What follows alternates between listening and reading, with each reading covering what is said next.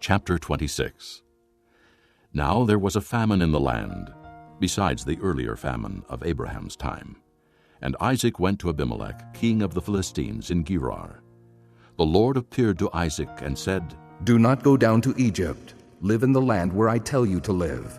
Stay in this land for a while, and I will be with you and will bless you. For to you and your descendants I will give all these lands, and will confirm the oath I swore to your father Abraham. I will make your descendants as numerous as the stars in the sky, and will give them all these lands.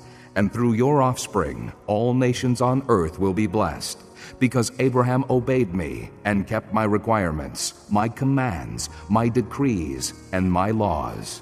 So Isaac stayed in Gerar.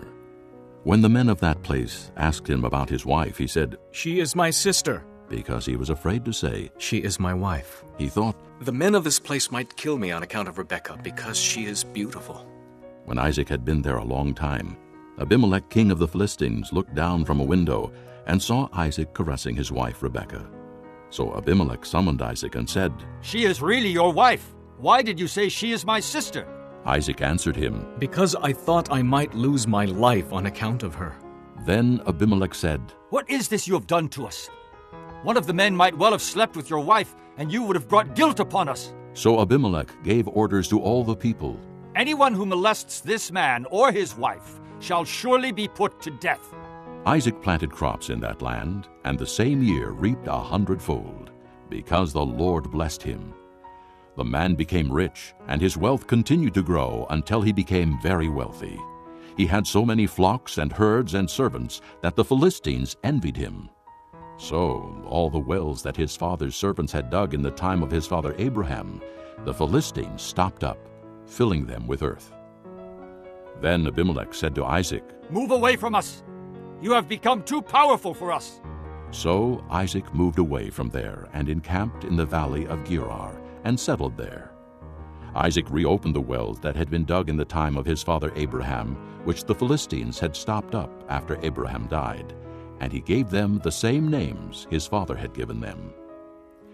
Isaac's servants dug in the valley and discovered a well of fresh water there. But the herdsmen of Gerar quarreled with Isaac's herdsmen and said, "The water is ours." So he named the well Esek, because they disputed with him. Then they dug another well, but they quarreled over that one also. So he named it Sitnah. He moved on from there and dug another well, and no one quarreled over it. He named it Rehoboth, saying, "Now the Lord has given us room, and we will flourish in the land." From there he went up to Beersheba. That night the Lord appeared to him and said, "I am the God of your father Abraham. Do not be afraid, for I am with you.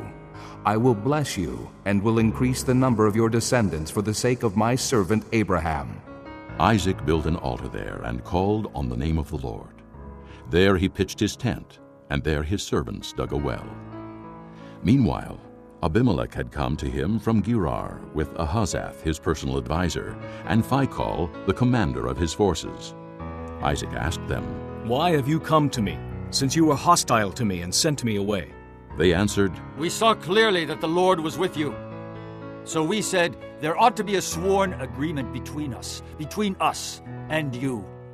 Let us make a treaty with you that you will do us no harm, just as we did not molest you, but always treated you well and sent you away in peace.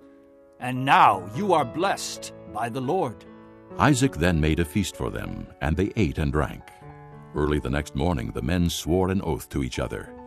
Then Isaac sent them on their way, and they left him in peace. That day Isaac's servants came and told him about the well they had dug. They said, "We found water." He called it Shibah, and to this day the name of the town has been Beersheba. When Esau was 40 years old, he married Judith, daughter of Beeri the Hittite, and also Basemath, daughter of Elon the Hittite.